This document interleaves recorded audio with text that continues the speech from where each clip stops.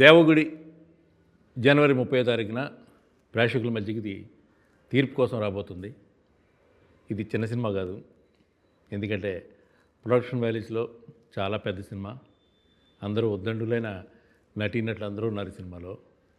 అలాగే hero heroines ఇద్దరు ఈ చిత్రం ద్వారా వాళ్ళ భవిష్యత్తుని ఏంటి అనే దాన్ని వాళ్ళు చూపించుకోవడానికి వాళ్ళ అత్యద్భుతమైన వారి ప్రదర్శనతో ఈ సినిమా ద్వారా వస్తున్నారు మన ముందుకి. సో ఇవాళ మా టీం మొత్తం ఇక్కడే ఉన్నారు.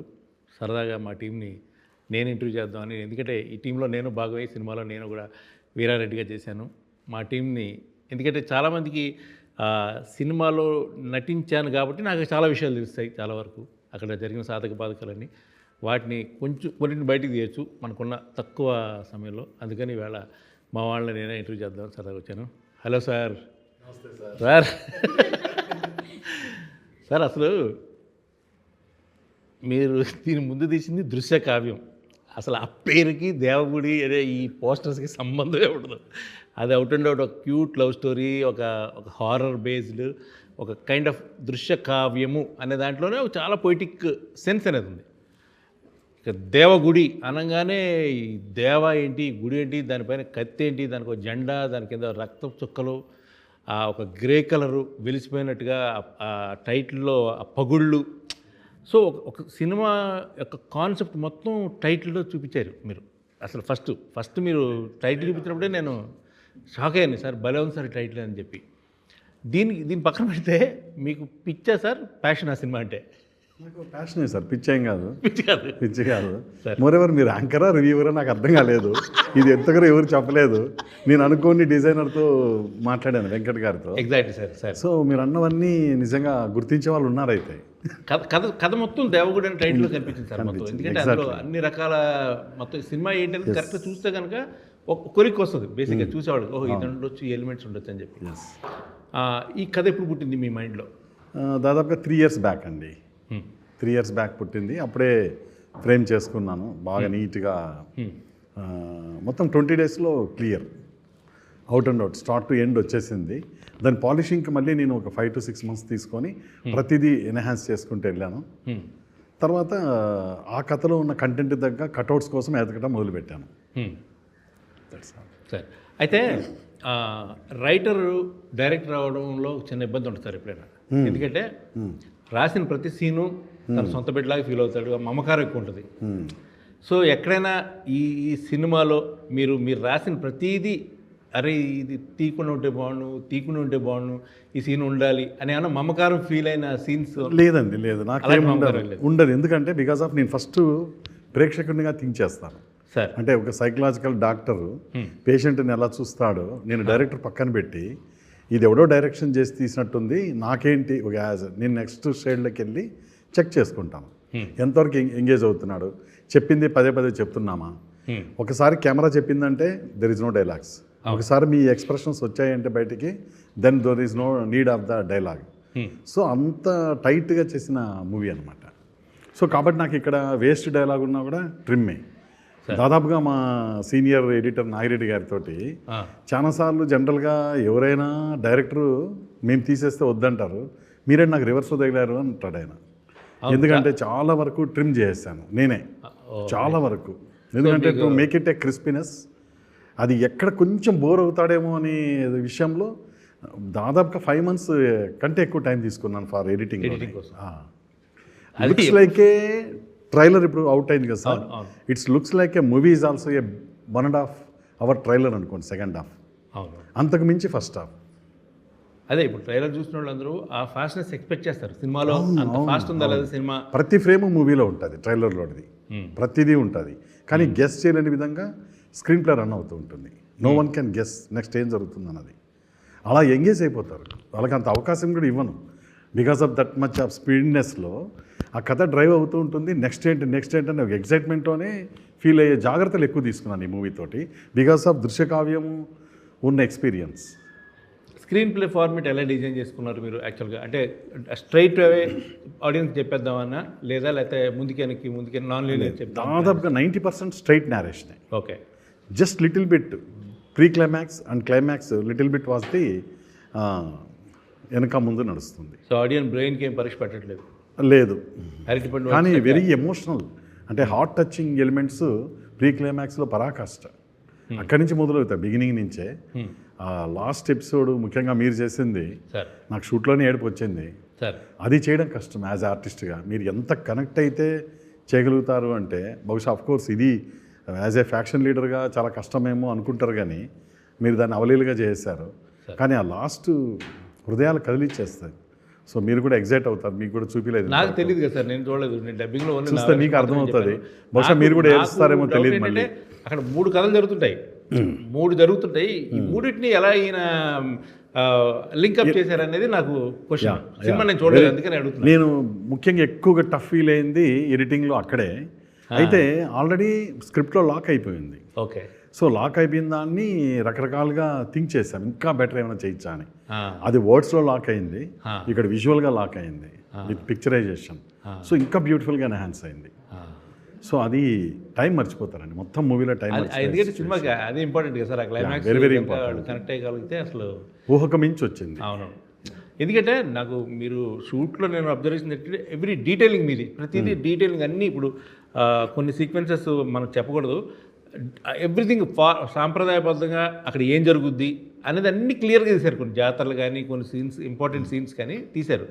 నేను అనుకున్నాను, ఇంత తీస్తున్నారు కదా, దీన్ని ఎలా ఈయన మేనేజ్ చేయగలుగుతారు అనేది. అది అందుకు ఆ డౌట్తో నేను అడిగాను అంతే. ఆ డౌట్ ఎందుకంటే మీరు అన్నట్లు పెట్టేయచ్చు, మనకు కావాల్సిన వాళ్ళందరినీ తీసుకొచ్చి జూనియర్ ఆర్టిస్టులు ఒక 500 మందిని. సో అక్కడ గ్రామీణ ప్రాంతంలో జ్యోతుల బ్యాచ్ అనేది దేవగుడి జాతరలో చాలా ముఖ్యమైనటువంటి సాంప్రదాయం. సో ఇవన్నీ పెట్టడం కాదు, link up is more important. Exactly. అందులో కథ నడుస్తూ ఉంటుంది. అంటే జాతర ఉంది అని నేను ఆల్రెడీ జరుగుతున్న జాతర మళ్ళీ చెప్పడం ఏంటి, ఆ ప్రాంతవాసులకు కానీ ఈ ఊర్లో ఇలాంటి జాతర ఉందని శ్రీకాకుళం వాళ్ళకి చెప్పాల్సిన అవసరం లేదు. కానీ ఆ జాతర చాటును జరుగుతున్న ఒక భయానకమైనటువంటి planning is very drive and emotion of the lead to the fight, which was highlight in the movie of first half. First అంటే కథ ఫామ్ అయిపోయింది, ఓకే ఇది విల్ గో ఫర్ షూట్ అని మీరు అనుకున్నారు. ఫస్ట్ ప్యాడింగ్ థింక్ చేశారా, main heroine think చేశారా first? లేదండి, ఫస్ట్ నేను ఏంటంటే స్టోరీని మైండ్లో పెట్టుకొని ఏ క్యారెక్టర్ ఎవరైతే బెటర్గా ఉంటారు ఎగ్జిస్టింగ్ ఆర్టిస్టులు అనేది ఒకటి. 2 హీరోయిన్ అయితే very beginning in the mind యూనిక్గా ఉండాలి అంటే ఏ ఫ్లేవర్ లేని హీరోనే కావాలి. సపోజ్ నాకు బిజినెస్ ఈజీ అవ్వాలి అంటే నోన్ హీరో అయితే వెరీ ఈజీ అవుతుంది. మహాతే ఇంకొన్ని కోట్లు పెట్టుకుంటే అయిపోతుంది ఈజీగానే. బట్ నేను అనుకున్న తీలేననే అనిపించింది, ఎందుకంటే ఇక్కడ every role will the heroism ఉంటుంది. సో ఆ హీరో వచ్చి నేను ఎక్కువసేపు కనపడనేమో, అదేంటి నాది తక్కువ ఉంది అనే భావన ఉన్నప్పుడు నాకు స్టోరీ డ్యామేజ్ అవుతుంది. సో నేను కథలాగే తీసుకుంటూ వెళ్ళాను. ఈ ప్యాడింగ్ ఆర్టిస్ట్ పెడితే ఏదో వచ్చేస్తారు థియేటర్ కానీ కూడా పెట్టలేదు, అది కూడా పెట్టలేదు. వాళ్ళు యాప్ట్ అవుతారా లేదా ఈ క్యారెక్టర్కి. Moreover almost all are seniors అండి, మీతో సహా రఘుబాబు గారు, రాకెట్ రాఘవ గారు, ఇమాన్యుల్, అన్నపూర్ణమ్మ గారు, అలాగే RXN లక్ష్మణ్ గారు, ఇలా రాజశ్రీ నాయుడు గారు, టగ్గాఫర్ మీ ఇద్దరికి యాక్టింగ్లో. సో ఇంత ఇదిగా వెళ్ళాం మనం అన్నమాట. సో చాలా బాగా వచ్చింది. అలాగే సురభి ప్రభావతి గారు, వీళ్ళేంటంటే స్టేజ్ ఆర్టిస్టులు అవ్వడం పెద్ద హెల్ప్ అయిందండి. థియేట్రికల్గా ఉన్న ఇది లక్ష్మణ్ గారు కావచ్చు, సురభి ప్రభావతి గారు, వీళ్ళని చాలా అవలీలుగా చేశారు. ఇప్పుడు అభినవ్ కానీ అనున్ కానీ మీరు సెలెక్ట్ చేసుకున్నారు, వీళ్ళకి వర్క్షాప్ కండక్ట్ చేశారు. ప్రిపేర్డ్గా మొత్తం విత్ స్లాంగ్తో సహా వీళ్ళని రెడీ చేసి పెట్టారండి. సో మీరు ఎక్స్పెక్ట్ చేసిన అవుట్పుట్కి వీళ్ళు ఎంతవరకు రీచ్ అవ్వగలిగారు? More than expectation. ఎందుకంటే ఆ వర్క్షాప్ తర్వాత మళ్ళీ రేపు సపోజ్ మీ ఎపిసోడ్ ఉందంటే వాళ్ళు ఐడియల్ కదా, ద ఎంటైర్ డే ఆ నెక్స్ట్ వచ్చే షెడ్యూల్ అంతా వీళ్ళకి వెళ్ళిపోయేది, విత్ పిక్స్తో వెళ్ళిపోయేది, వాళ్ళ ఫొటోస్తో సహా ఏ కాస్ట్యూమ్లో ఉంటారనేది. సో వాళ్ళు ప్రిపేర్ అయ్యి నాకు వాట్సాప్ పెట్టమన్నా నేను, అసలు వీళ్ళు పని చేస్తానరా, హ్యాపీ పడుకొని నిద్రపోతానరా అని. సో వాళ్ళు యాక్ట్ చేసి నాకు పెట్టాలన్నమాట. ద బెస్ట్ మీరే డిసైడ్ అవ్వండి. 3 నరసింహ అండ్ ధర్మ అండ్ ఆల్సో శ్వేత, ఈ 3 చేయాలి, నాకు పంపాలి. వీళ్ళిద్దరు ఎవరు బెస్ట్ అనిపించేస్తారు మీకు? నాకు అభినవ్ యాక్టింగ్లో బెస్ట్ అనిపించాడు, ఎందుకంటే ప్రాణం పెడతాడు. అమ్మాయి కూడా అన్నీ చేసింది, కొన్నిట్లో కనెక్ట్ అవ్వదు, డ్యాన్సులు అవి పెద్ద కనెక్ట్ అవ్వదు. మంచి డాన్సర్ కదా సార్ తను. డాన్సర్ ఎవరు ఎందుకో కరెక్ట్ అవ్వలే. అయ్యో పాప అదొకటి తను, కానీ హీరో డామినేట్ చేసింది మూవీ. తగిలించుకుంది సినిమా. అదే అప్పుడు అంటే హీరో డామినేట్ చేసే సీన్స్ మూవీలో ఒక 2-3 ప్లేసెస్ ఉంటాయి. అంత చాలా మేమే షాక్ అయిపోతారు, ఈవెన్ ఆడియన్ ఎవ్రీబడి. అందుకనే అంటున్నాను, ఇందులో ఎవరు ఎక్కడ ఏ క్యారెక్టర్ను ఓపెన్ చేసినా దీని డ్రైవ్ ద అప్లిఫ్ట్ అవుతూ ఉంటుంది ఎవ్రీ టైం, ఆల్మోస్ట్ నాట్ 2 మినిట్స్లోనే అప్లిఫ్ట్ అయిపోతూ ఉంటుంది. ఎందుకంటే నేను హెవీ బ్యాంక్ తీసుకున్నాను. మీరు చాలాసార్లు అన్నారు సార్ ఏంటి క్లైమాక్స్ ఫైట్ని ముందర పెడుతున్నారా అని. మీరు చాలాసార్లు నాతో డిబేట్ చేశారు. అది నాకు ఛాలెంజింగే, ఎందుకంటే అంత హెవీ ఎపిసోడ్ ఇచ్చినాక నా యొక్క అంటే సైకలాజికల్గా నేను ఆడియన్కి దొరికిపోతాను. ఓ డైరెక్ట్ ఇలా చూపాడు, నెక్స్ట్ ఏంటి అని ఎక్స్పెక్టేషన్ పెరిగిపోతుంది. చేస్తారు మించే నేను ఛాలెంజ్గా తీసుకొని చూపించాను. అది 30th డిసైడ్ అయిపోతుంది మార్నింగ్ షో తోటి. అండ్ డిఓపి లక్ష్మీకాంత్ గారి వరకు చెప్పండి సార్. ఆయన నాకు ఆప్త మిత్రులు, నాకు ఫ్రెండ్ లాస్ట్ 10 years నుంచి. ఆయన కూడా ఇలాగ మా మిత్రులు కూర్చోన్నారు కదా కెమెరామ్యాన్స్, అలా కెమెరాలు పెట్టుకొని తిరిగేవాడు. ఎన్నో ఆయన ఫాదర్ కానీ ఇంట్లో వైఫ్ కానీ వాళ్ళ మదర్ అందరూ కూడా ఇదే ఫీల్డ్. సో అలాగా ఆ స్థాయి నుంచి వర్క్ని బాగా నేర్చుకుంటూ ఎడిటింగ్, పోస్టర్ డిజైన్, దృశ్యకావ్యంలో నాకు చాలా హెల్ప్ అయ్యారు యాజ్ ఎ ఫ్రెండ్గా. ఆ టైటిల్ దృశ్యకావ్యం కూడా రాసింది లక్ష్మీకాంతే. సో దాన్ని ప్రోమోస్ కట్ చేసింది ఆయనే. ట్రైలర్ మేము ఇద్దరం కూర్చొని దృశ్యకావ్యం కట్ చేసాం. సో అలాగా ఫ్రెండ్. నేను దృశ్యకావ్యంలో ఉన్న కెమెరామ్యాన్కి ఇంకో మూవీ ఇస్తానని చెప్పాను. సో అందులో భాగంగా దేవుడికి ఆయనే సెలెక్ట్ చేశాను. అన్ఫార్చునేట్లీ ఆయనంతకు ఆయన వెళ్ళిపోయారు. సో నెక్స్ట్ తర్వాత ఈయన రిజర్వ్డ్ నాకు నెక్స్ట్ 1 more మూవీకి. సో ఇది ఆ విధంగా ఆయనకు అదృష్టం వరించింది. No other thought, second thought లేకుండా కాల్ చేశాను, వచ్చేసారు. అంతకుముందు ఏం పెద్ద సినిమాలు ఏం తెలియదు కానీ బట్ ఆయన ఇంట్రెస్ట్, ఆయనకున్న నాలెడ్జి నాకు తెలుసు. సో డైర్గా చేశాను. అంత పెద్ద సెటప్ని ఎలా మేనేజ్ చేయగలను అంటున్నారు మీరు? అంటే ఆయన మీకు కావాల్సిన అన్నీ ఇచ్చేశారు, కానీ అంత హ్యూజ్ సెటప్ కదా. మనం చూసేవాళ్ళం పొద్దున్న లేచేటప్పటికి లొకేషన్లో ఒక 500 మంది 600 మంది జనం ఉండారు. ఊరు వాళ్ళందరూ వచ్చేసేవారు. మొత్తం ట్రాఫిక్, పోలీసులు, మన రియల్ లొకేషన్స్లో షూట్ చేయడం వల్ల మొత్తం ఆల్మోస్ట్ ఇప్పుడు మెయిన్ రోడ్ నాకు ప్రతిసారి ఆ కాన్వాయ్ వెళుతుంటే మెయిన్ రోడ్లో రాజచోటి మెయిన్ రోడ్లో కానీ, తర్వాత మనం చేసిన గుడి ఆ గుడి చాలా బిజియెస్ట్ టెంపుల్. ఆ టెంపుల్లో షూట్ చేయడం కానీ దాన్ని మీరు ఎలా అంటే లైక్ ఇప్పుడు ఫేస్ చేయడం అనేది ఒకటి ఉంటుంది ప్రతి దాన్ని. ఆ ఫేసింగ్ ప్రాబ్లం ఏంటి మీకు అసలు బేసిక్గా? నాకు సరదా ఎలా అంటే సార్, కథ ఆల్మోస్ట్ నాకు ఒక 50-60 times నరేట్ చేస్తున్నారు. ఏదైతే కాంప్లికేషన్ ఉందో అది అసలు నాకు కాంప్లికేషన్ లాగే అనిపించలేదు ఎప్పుడు. నేను ఓన్లీ ఆ ఫ్రేమ్, నా బ్లాక్ అంతే. నాకు నా బ్రెయిన్లోకి ఏ ప్రెషర్ రాకుండా మొత్తం మన ప్రవీణ్ చేసుకుంటారు. ఈ ప్రెషర్ ఏం లేకుండా we're just focusing on the frames అంతే. మన కథ ముందుకు వెళ్తుంది. ఈరోజు ఈ షార్ట్స్ చేయాలనుకున్నాం, అది మేము ఎప్పుడో స్క్రిప్ట్ ఎప్పుడైతే రాస్తున్నారో అప్పుడే ఈ స్ట్రగుల్ అయిపోయింది మాది. స్క్రిప్ట్ టైంలోనే మొత్తం అనుకొని షార్ట్ డివిజన్స్ అప్పుడంతా ఈ స్ట్రగుల్ ఏదైతే ఇక్కడ ప్రెషర్ ఫీల్ అవుతామో అది మేము షార్ట్ డివిజన్లో అయిపోయింది ఆ ఫైట్. సో దానివల్ల మాకు మేకింగ్ ప్రాసెస్లో అసలు ఏ స్ట్రెయిన్ అనిపించలేదు. అందుకే మీరు అబ్జర్వ్ చేస్తుంటే మనం ఆడుతూ చేసుకుంటే అదే చాలా కూల్గా ఉండేవారు. సెటప్ రావడం ఎంత కూల్ అంటే సార్, మీరు ఒక ఎపిసోడ్ ఉంటుందండి సినిమాలో, సుమో బ్లాస్ట్ అయ్యి ముందుకు వస్తుంది, ఇంకో సుమో ఫాస్ట్గా వెళ్ళిపోద్ది, స్కార్పియో ముందుకు వెళ్ళిపోద్ది. ఈయన కెమెరా పెట్టుకుని స్కార్పియోకి ఎదురుగా కూర్చున్నాడు. ఈయన డ్రైవింగ్, ఈయన బ్రేక్ కొట్టకపోతే ఆయన ఎగిరవుతాడు. అవి కొంచెం అంటే చాలా రిస్క్ షాట్స్ అవన్నీ కూడా. Completely confident sir. అంటే he's background is from engineer director. So ఈయన కోఆర్డినేషన్, ఈ టైమింగ్ అన్నీ సెటప్ చేసి ఉంటారు. నేను సార్ దగ్గర ఫస్ట్ షాకింగ్ అండ్ అంటే హై ఇంప్రెషన్ ఎప్పుడు వచ్చిందంటే ఆ యాక్షన్ ఎపిసోడ్స్లో నేను ఎప్పుడు ఎక్స్పెక్ట్ కూడా చేయలేదు బ్యాకప్ అంబులెన్స్ ఉంది. ఎప్పుడైతే ఆ బద్రి గారి సీరియస్ స్టంట్ జరిగిందో, ఆ రోలింగ్లో బద్రి గారు కాసేపు బ్రీత్ తీసుకోలేకపోయారో, ఆ టైంలో అసలు నేను ఊహించలేకపోయాను అనమాట ఇలాంటి ఒక ఇన్సిడెంట్ జరుగుతుంది అని. ఆ టైంలో సార్ ఎప్పుడైతే బ్యాకప్ అంబులెన్స్ పెట్టి స్ట్రెచ్చర్ అని రెడీ వచ్చాయో నేను ఇంకా సెల్యూట్. సో అంత క్లియర్ అయింది. అది ఒక మనకి ఊహించని ఇది. అది అమ్మో సార్, నాకు గుడికి తలుచుకుంటే ఒళ్ళు జల్చేస్తారు ఆ సీన్ చూస్తే. ఎందుకంటే ఇలా ఉండిపోయారు ఆయన బద్రి గారు. నేను గోవిందా అనుకున్నాను నేనైతే. ఆల్మోస్ట్ 10 minutes డోర్ రాలేదు కదా సార్. తర్వాత ఆయన బయట తెస్తే చలనం లేదు. ఇవన్నీ కట్టున్నారు, హ్యామరేజ్ అయిపోయింది అనుకున్నాం. బ్రెయిన్ గెయిన్ ఎవ్రీథింగ్ హ్యామరేడ్ అయిపోయిందామని భయపడ్డాను. స్టంట్ మ్యాన్ లైఫ్ ఏంటనేది ఆ రోజు ఫస్ట్ టైం కళ్ళతో చూసాను సార్. నాకు అసలు తట్టుకోలేకపోయాను. అండ్ లొకేషన్ స్కౌటింగ్ అనేది ఒకటి చాలా ఇంపార్టెంట్ కదా సినిమాకి ముందు. ఎప్పుడైనా సార్ అంటే అక్కడ ప్రాంతం వ్యక్తి, మీ ఇద్దరు కలిసి స్కౌటింగ్ వెళ్ళారు. జనరల్గా ఏ బేసిస్ మీద సెలెక్ట్ చేసుకుంటారు సార్ జనరల్గా లొకేషన్స్? సార్ కంప్లీట్లీ మన స్టోరీ బ్యాక్డ్రాప్ బేస్ మీద సార్ ముందే చూస్ చేసి పెట్టున్నారు సార్ లొకేషన్స్ అన్ని. మొత్తం అవును. ఆ లొకేషన్స్కి యాక్చువల్ మనం బైక్స్లో కూడా వెళ్ళలేం, ఆయన డిఫెండర్లో వెళ్ళేవాళ్ళం మేము. మాకు కొన్ని స్పాట్స్కి అయితే మేము అవి స్కౌట్ చేసిన తర్వాత సపరేట్గా ఒక కంప్లీట్ ప్రవీణ్ ఒక సెటప్ చేస్తున్నారు. ఒక క్రెయిన్ వచ్చి ప్రొక్లేయర్ మొత్తం రోడ్స్ వైడ్ చేసి కార్స్ వెళ్ళడానికి స్పేస్ చేసేది అనమాట. సో అలాంటి లొకేషన్స్ ఎప్పుడు చూడని లొకేషన్స్ ఉంటాయి. And cult Rayalaseema faction backdrop, అక్కడ ఉన్న రాక్ కల్చర్డ్ హౌసెస్ అవన్నీ మనం ఈ సినిమాలో చూస్తాం. ద బ్యూటిఫైయింగ్ థింగ్ ఏంటంటే ఇందులో మనకు వచ్చే ఎపిసోడ్ ఏది మన లోగోలో చూస్తున్న కత్తి విత్ క్లాత్ ఎపిసోడ్ ఒకటి ఉంటుంది. ఆ టైమింగ్ ఉంటుంది అసలు హై, ఇంకా అదొకటి. అండ్ తర్వాత మీరు అన్నారు కదా లోగో సార్, లోగోలో మనకు ఫైర్ ఉంటుంది. ఆ ఫైర్ బ్యాక్డ్రాప్ ఏదైతే లీడ్ ఇచ్చే ఒక సీన్ ఉంటుందో అది హైలైట్.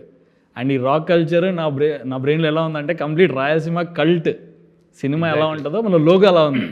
సో అలాంటి ఫోర్కాస్ట్తోనే ఆయన లోగో డిజైన్ చేయించారు. అది నేను చాలా ఇంప్రెస్ అయ్యా. అండ్ నేను వెరీ హ్యాపీగా ఫీల్ అయింది ఏంటంటే షార్ట్ డిజైన్ టైంలో నేను ఇంకా ద బెస్ట్ ఇచ్చాను అని నేను ఫీల్ అయిపోయినప్పుడు ఈయన ఇంకొక ఐడియా వచ్చేదన్నమాట. అక్కడ నుంచి మళ్ళీ మనం బేస్ నుంచి మళ్ళీ రీస్టార్ట్ చేసేవాళ్ళం వర్క్. సో అలా చేస్తున్నప్పుడు ఏమైపోయేదంటే సార్ చాలా క్వాలిటీ ఎన్హాన్స్ అయ్యి మనకు జాబ్ సాటిస్ఫాక్షన్ వచ్చేదన్నమాట. సేమ్ ఎగ్జిక్యూషన్ టైంలో కూడా ఇదంతా హెల్ప్ అయిపోయినాయి. ఒక కంప్లీట్లీ ఈ సినిమా అవుట్పుట్ వచ్చి చూసేసరికి ఒక జాబ్ సాటిస్ఫాక్షన్ ఉంటుంది. అయితే డిఓపిగా ఈ సినిమాలో లొకేషన్స్కి అవుట్ ఆఫ్ 100 ఎన్ని మార్క్స్ ఇస్తారు మీరు? 100కి 110 ఇచ్చేస్తా. 100కి 100. యా. సో మెయిన్ అంతే కదా సార్, ఇప్పుడు సినిమా బాగుండాలంటే ముందు వాడు ఆ ప్లేస్తో కనెక్ట్ అవ్వాలి. ఆడియన్ అనేవాళ్ళు ఎప్పుడైనా కానీ కనెక్ట్ అయ్యేవాళ్ళు, తర్వాత క్యారెక్టర్స్తో కనెక్ట్ అవుతాడు ఫస్ట్. ఎప్పుడన్నా కానీ సినిమా చూసినప్పుడు ఈ రెండు చాలా ఇంపార్టెంట్ సార్.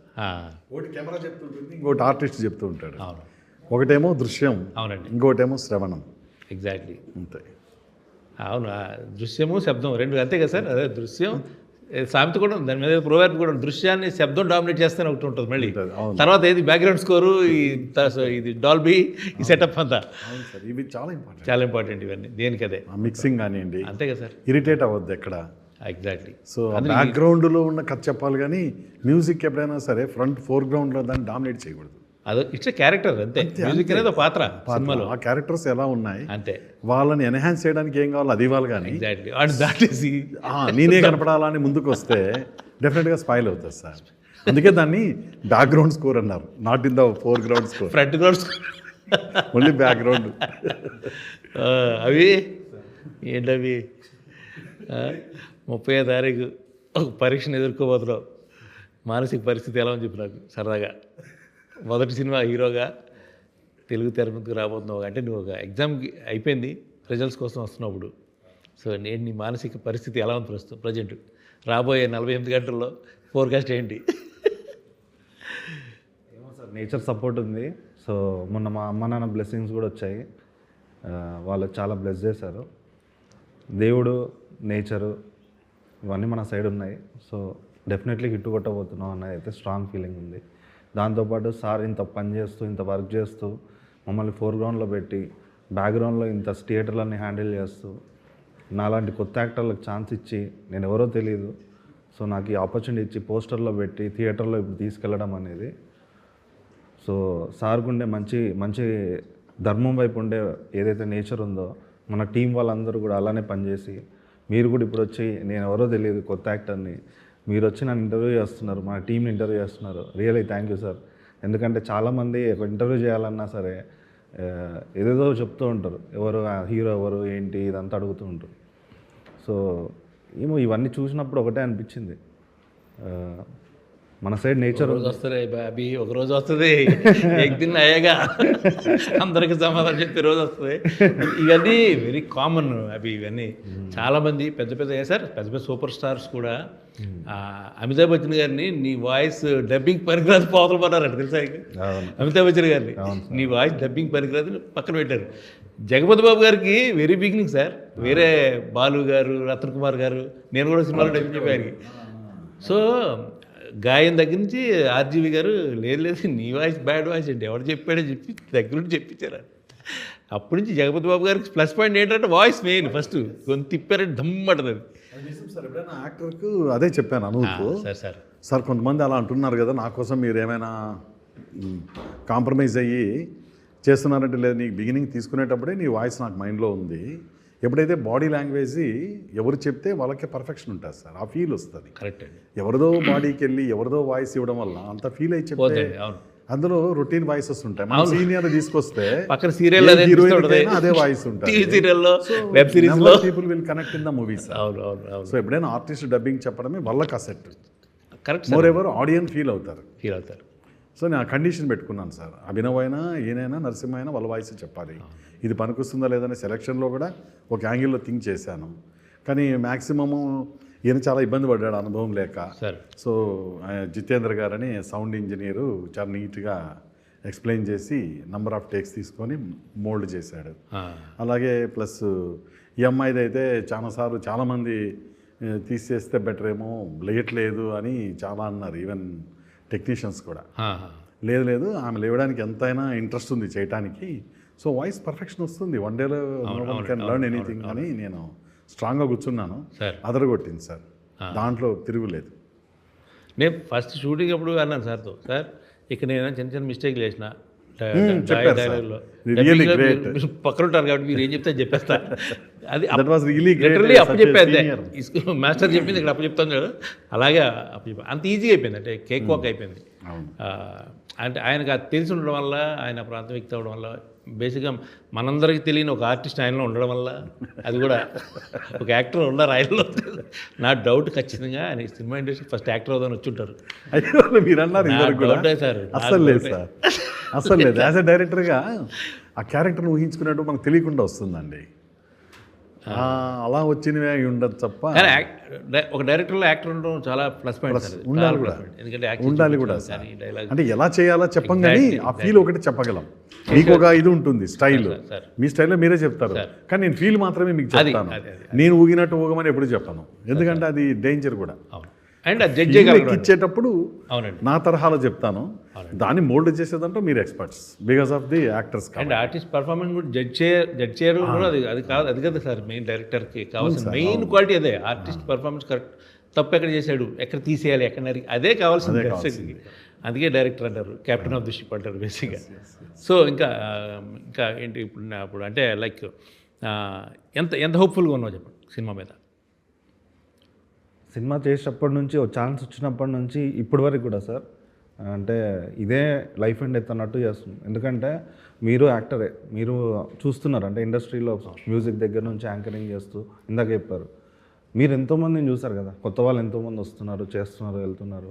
కానీ ఇలాంటి బలమైన స్టోరీ, బలమైన ప్రొడక్షన్ హౌస్ అలాంటి కొత్త వాళ్ళకి వచ్చినప్పుడు అంటే ద బెస్ట్ ఇద్దామనే చేశాను. సెట్లో ప్రతి షాట్, ప్రతి ఫ్రేమ్ ఇప్పుడు థియేటర్ నుంచి బయటికి వెళ్తే వాళ్ళ గుండెలకి హత్తుకోవాలనే చేస్తున్నాను. సో ఆ కాన్ఫిడెన్స్ నుంచి ఇప్పటికీ ఉంది సార్. సో అది థియేటర్లో ఎక్స్పీరియన్స్ చేస్తారని నా ఫీలింగ్, గట్టి ఫీలింగ్. ట్రైలర్లో మాత్రం నేను ఖచ్చితంగా ఒక ఆడియన్గా చెప్పగలను, అన్ని ఎక్కడ నీకు సంబంధించిన ఏ షాట్లో కూడా ఎక్కడ కొత్త బై చేసినట్టు లేదు sir. Thank you sir, thank you. అది మాత్రం అయితే ప్రతిదీ పర్ఫెక్ట్గా ఉన్నాడు, కటింగ్ అంతా అదంతా కూడా. అంటే నేను ఒక ఆడియన్గా చెప్తున్నాను, సినిమాలో నటించాము మనం ఏదో రికార్డింగ్ చేద్దాం కాదు, నేను ఫ్రాంక్గా చెప్తున్నాను బేసిక్ ఓపెన్. ప్లస్ కష్టపడ్డాడు సార్, విపరీతం కష్టపడ్డాడు, పడ్డాడు, దెబ్బలు తగిలించుకున్నాడు, దూకాడు, అన్ని రకాలుగా. I hope, I wish all the very very best. Blood and sweat అన్ని దేవుళ్ళు ఉన్నాయి సార్. స్టేజ్ మీద కూడా చాలా ఎమోషనల్ అయిపోయారు, అమ్మగారు నాన్నగారిని స్టేజ్ మీద పిలిచి. చాలా నాకు వెనక చాలా పెయిన్ఫుల్గా అనిపించున్నాను అయితే. కాకపోతే పుసుకున ఆయన వచ్చి షోలో అయినా అప్పుడే గట్టిగా నవ్వేసా. అది కూల్ అండి, ఆ మాత్రం ఉండాలి సార్. నా ఫన్ ఉంటేనే అది బాగుంటుంది ఫంక్షన్. ఎప్పుడు వన్ సైడ్ ఎప్పుడు కరెక్ట్ కాదు, ఫన్ ఉండాలి. ఎస్ మేడం అను గారు కాదు, లైక్ క్యారెక్టర్ సార్ ఇది చేస్తున్నారు అని మిమ్మల్ని పిలిచి ఆడిషన్ చేసి మళ్ళీ మధ్యలో ఏదైనా గ్యాప్ వచ్చిందా? ఫోన్ రావడంలోనూ ఇన్ఫర్మేషన్ రావడంలో 2 days అంతేనా? 2 days. ఆ 2 daysలో పరిస్థితి మన పరిస్థితి అంటే నాకు టెన్షన్ ఉంటుంది కదా సార్, అరే స్టోరీ నచ్చింది సార్, కాల్ చేయట్లేదు. లాస్ట్కి నేనే చేశాను సార్ మళ్ళీ. అప్పుడు మళ్ళీ తర్వాత రోజు రేపు 11 o'clockకి ఆఫీస్కి రమ్మన్నారు. అప్పుడు వెళ్ళా, అంతా ఓకే అయిపోయింది. ఒక దర్శకుడిగా ఆయనలో బెస్ట్ క్వాలిటీ ఏంటి మీకు? అంటే ఈ సినిమా ఇంత మొత్తం ప్రాజెక్ట్ చేశారు కదా, బెస్ట్ క్వాలిటీ ఏమనిపించింది అసలు? సార్ ఏదైనా ఒక మాట ఇస్తే ఆ మాట మీద ఉంటారు సార్. అది మనిషిగా, అది ఆయన వ్యక్తిత్వం, అది దర్శకులుగా, యాజ్ ఎ డైరెక్టర్గా ఆయన ఏదైతే మైండ్లో ఫిక్స్ అవుతారో ఈ సీన్ ఇలాగే తీయాలి అని అదే తీస్తారు సార్. అంటే ఇప్పుడు ఈ క్యారెక్టర్ని హై చేయాలి, ఈ క్యారెక్టర్ని డౌన్ చేయాలి, ఈ క్యారెక్టర్ని లేపాలి, వాళ్ళ సీనియర్స్ వీళ్ళు జూనియర్స్, ఇది ఏమి ఉండదు సార్. ఆయన ఏదైతే అనుకుంటారో అదే చేసి చూపిస్తారు. ఈ క్యారెక్టర్ ఈ డైలాగ్ చెప్పాలి అంతే, ఇదే చెప్పాలి, దానికి ఎక్కువ కూడా ఆయన తీసుకోరు. అంటే సీనియర్స్ కదా మనకు దొరకరు కదా యూస్ చేసుకుందా అన్న థాట్ అస్సలు ఉండదు సార్ సార్కి. కదినప్పుడు ఇంత మొయ్యగలను అని అనుకున్నారా ఈ పాత్రని? సార్ ఇంత మొయ్యగలను ఈ పాత్రని అనుకున్నారా? మొయ్యగలను లేదో నాకు స్టార్టింగ్ అనుకోలేదు, కానీ సార్ నాకు ఎప్పుడైతే ఈ 40 days మాకు వర్క్షాప్ చేశారో అప్పుడు ఫిక్స్ అయిపోయింది సార్. అప్పుడు అర్థమైపోయింది సార్ నేను చేయకపోయినా సార్ చేయిస్తారు అని. నైస్. ఓకే సార్, అందరికీ మన టీం అందరికీ I wish all the very best, including మీ. చాలా ఎక్సైటెడ్గా ఉన్నాను సార్ January 30th. మీరు వీరారెడ్డిగా చేస్తున్నప్పుడు ఇప్పుడు సార్ మీకు ఇచ్చిన క్యారెక్టర్ గెటప్ ఇదంతా మీకు వేసుకున్నప్పుడు, అంటే I think you did not did this type of character ఇక్కడ. మీరు అన్నట్టు ఇంత కాన్వాయ్స్ సెటప్ గన్ మ్యాన్స్ లేరు కదా. సో మీరు ఫస్ట్ షాట్ ఫేస్ చేసినప్పుడు what is your experience? Frame పెట్టి మీరు ఫస్ట్ దేవగుడి షాట్ చేస్తున్నప్పుడు ఎలా ఫీల్ అయ్యారు? అంటే వీరారెడ్డిగా మీకు ఎలా అనిపించింది? అండ్ ఇంకో క్వశ్చన్ ఏంటంటే, what is the best thing you did? అంటే బెస్ట్ థింగ్ అంటే ఒక సీన్ ఉంటుంది, నాకు భలే నచ్చింది, ఇది భలే అనిపించింది అనే సీన్ ఏంటి? లంచ్ చేస్తున్నప్పుడు సీన్ ఉంటుంది, భోజనం చేస్తున్నప్పుడు. ఓకే, ఒక ఎమోషన్ ఇప్పుడు చెప్పకూడదు, బట్ ఐ థింక్ ఆ సీన్లో డైలాగు చెప్తాను కదా, కులం దాని గురించి. అది నాకు చాలామంది ట్రైలర్ చూసి చాలామంది అడిగారు, అంత ఇంటెన్స్ ఉందేంట్రా బాబు అక్కడ నీ మొహంలో అన్నారు. చాలా పెద్ద కాంప్లిమెంట్ ఫీల్ అయింది. ఇంటెన్స్ అనేది, ఎందుకంటే సినిమాలో హెవీ ఎమోషనల్ క్యారెక్టర్ కదా సార్, హెవీ ఎమోషనల్ క్యారెక్టర్లో ఇంటెన్స్ కనపడడం అనేది అమ్మయ్య పర్లేదు పాస్ అయ్యామని కొంచెం నమ్మాను నేను. అది one of the best scene అది సినిమాలో. నాకు కరెక్ట్, నాకు ఫేవరెట్గా నేను ఆ సీన్ కోసం వెయిట్ చేస్తున్నా, సీన్ ఇప్పుడెప్పుడు చూద్దామా అని చెప్పి. అదొకటి చాలా బెస్ట్ సీను. అండ్ ఈ క్యాన్వాస్ గురించి చెప్పాల్సిన పర్లేదు కదా, సినిమాలో డే 1 నుంచే థ్రిల్డ్ అంతే. డే 1 నుంచే ఇంకొక అంటే మన డే అంత పెద్ద సీన్ చేసి అంత పెద్ద జనాలు అంత సెటప్ అంతా చేసి ఒక మూడ్తో వచ్చాం. ఇంటికి రాగానే సాయంత్రం ఆయన రాయలసీమ నాటుకోడి రాగి సంగటి పెట్టి దాన్ని ఇంకా లేపారు. ఆ ఫీల్ సో బ్యూటిఫుల్ ఎక్స్పీరియన్స్. నిజంగా దేవగుడి అనేది బ్యూటిఫుల్ ఎక్స్పీరియన్స్. It's memorable. మనకి ఇది అందరికీ కూడా చాలా హెల్ప్ అవ్వాలని పరమేశ్వరుని కోరుకుంటున్నాను. మీరు కూడా ఈ సాంగ్ చేశారు కదా సార్, మనది ఇదే ఐటమ్ సాంగ్. అయితే ఆ సాంగ్ చాలా వైరల్ అయింది, ఆల్మోస్ట్ 14 lakhs దాకా వెళ్ళింది. చాలా మంది రీల్స్ కూడా చేస్తున్నారు. సో మా కోసం చిన్న బిట్టు పాడతారా? రాజంపేటలో రైకాలంగడి బెరమాడ నేను పోతే, గదుల ఈదిలో గాలోడు నన్నే గట్లోకి లాగేసినాడే, తాటిపండు పాకమంతా ఎంగిలేమో చేసినాడు, మోసపోతిరో మావో నేను మోసపోతిరో మావా, నేను మోసపోతిరో మావో, బాధపడకులే బామా మేమంతా బావలం కామా, నీ సొకు తీయని జామా మాకిస్తే కొరికి తినలేమా, రాయచోటిలో అబ్బా గబుకుని చెప్పమే, రాయచోటిలో రవ్వ లడ్డులకు ఎర్ర బస్సులో పోతి, వెనక సీటిలో ఎర్రోడు నాతో ఎకసమాడినాడే, ఎలగపండు చూసినాడే గుజ్జి చూసి చంపినాడే, మోసపోతిరో మావో నేను మోసపోతిరో మావా, నేను మోసపోతిరో మావా. Thank you. సో ఇవాళ మా టీంతో ఇది పర్సనల్గా నాకు తెలిసిన విషయాలని మా టీం నుంచి మీకు తెలియజెప్పడానికి చిన్న చేసిన ప్రయత్నం ఇది. January 30th థియేటర్స్కి వెళ్ళి దేవగుడి సినిమా చూసి మా టీం ఎఫర్ట్స్ని మా కష్టాన్ని మీరు గుర్తించి మమ్మల్ని ఆశీర్వదిస్తారని మీకు చేతులెత్తి నమస్కరిస్తున్నాం. Thank you.